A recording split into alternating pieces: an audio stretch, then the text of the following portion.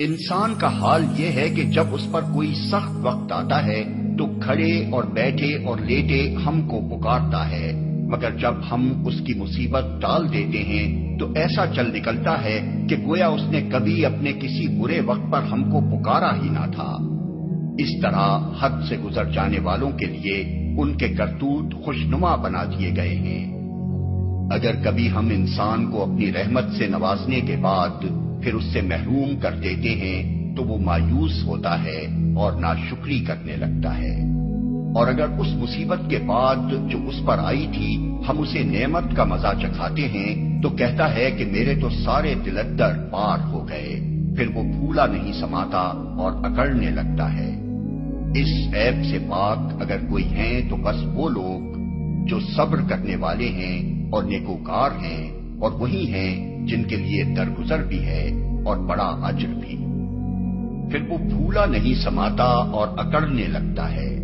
یہ انسان کے چچورے پن، سطح بینی اور قلت تدبر کا حال ہے جس کا مشاہدہ ہر وقت زندگی میں ہوتا رہتا ہے، اور جس کو عام طور پر لوگ اپنے نفس کا حساب لے کر خود اپنے اندر بھی محسوس کر سکتے ہیں۔ آج خوشحال اور زور آور ہیں تو اکڑ رہے ہیں اور فخر کر رہے ہیں، صابن کے اندھے کی طرح ہر طرف ہرا ہی ہرا نظر آ رہا ہے، اور خیال تک نہیں آتا کہ کبھی اس بہار پر خزاں بھی آ سکتی ہے۔ کل کسی مصیبت کے پھیر میں آ گئے تو بلبلا اٹھے،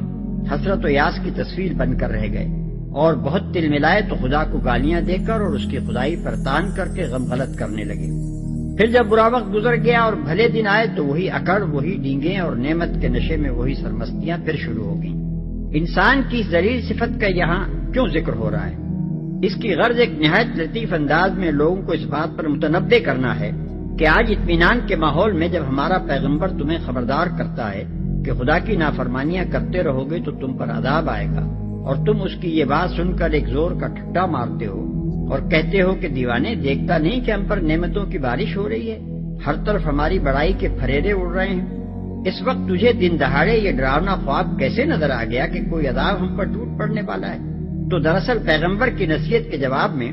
تمہارا یہ ٹھٹا اسی ذلیل صفت کا ایک ذلیل تر مظاہرہ ہے۔ خدا تو تمہاری گمراہیوں اور بدکاریوں کے باوجود محض اپنے رحم و کرم سے تمہاری سزا میں تاخیر کر رہا ہے تاکہ تم کسی طرح سنبھل جاؤ، مگر تم اس مہلت کے زمانے میں یہ سوچ رہے ہو کہ ہماری خوشحالی کیسی پائیدار بنیادوں پر قائم ہے اور ہمارا یہ چمن کیسا سدا بہار ہے کہ اس پر خزاں آنے کا کوئی خطرہ ہی نہیں۔